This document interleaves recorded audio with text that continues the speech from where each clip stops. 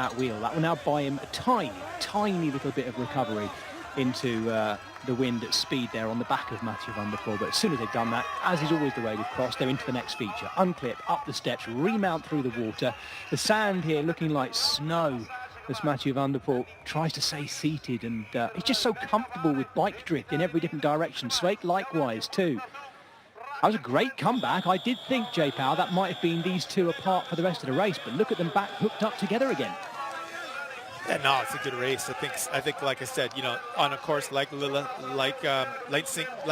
Nicholas, someone like Sweek is really dangerous. He's really strong, and I think that those are the types of tracks that he excels in. We've seen him earlier this year on flatter courses that are more rhythmic, like this one. You know, really fast, small, punchy sections.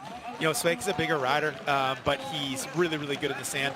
This combination of putting his skills together, you know, it's again, I'm not surprised to see it, but I think Van der Poel is a little bit, because he's definitely laid some blows down. I don't think that that's the entire engine that Van der Poel's got, but we will see as he tosses his glasses off to one of his team personnel. Yeah, quite a few riders getting rid of their glasses now as well. 5 laps to go. This is lap 6 of 10 in total, and Aaron Sweek just latched on.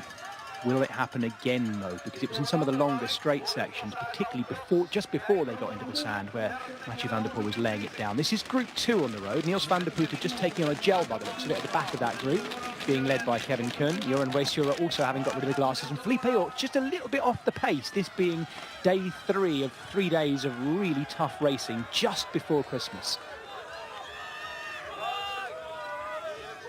We don't often get to see Mathieu van der Poel with his glasses off as well, so we get a little bit more facial reading of how hard he's going as well. Here he is at the front, and the gap. It was here, wasn't it, where the gap started to crack open to Aaron Sweek last time. Exactly the same thing happening again, J. Powell.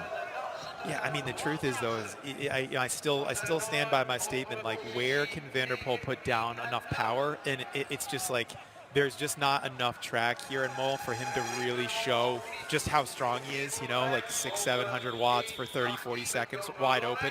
Yeah, it's in the sand section, but there's just not enough of it kind of consecutively for it to really show. And I think that's why someone like Sweek, you know, riding off pure form with, of course, a ton of fitness, is really able to manage the situation with Van der Poel, which is what I expected from the start. Like, there's just not quite enough track, and he's not going to outrun these guys either. These guys are running so much, probably, you know, definitely a lot more than Van der Poel has for sure.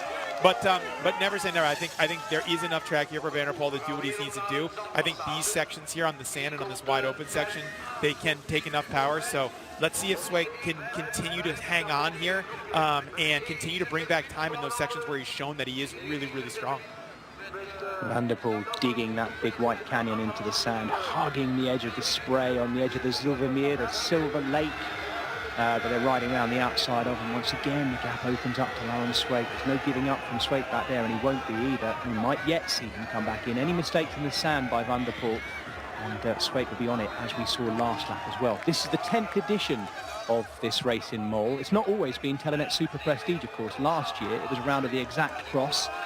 This year it's replaced Houston Zolder. Little bit of a problem though back there for Sweek. Nearly unclipped. He's back on it though. Yeah, just a little bit sloppy there coming through that. He's on the limit. I mean, that was another huge, massive throw there. Let's see what happens here. He comes over this. There's a little bit of a bump there, and he's just too weighted up on the front wheel, and then all that weight was up on the front wheel as he went through that rut, and it just threw him to the side. Van der Poel not having that same problem, and he's not going to mess around. He's jumping out of the saddle. You must have heard a bit of a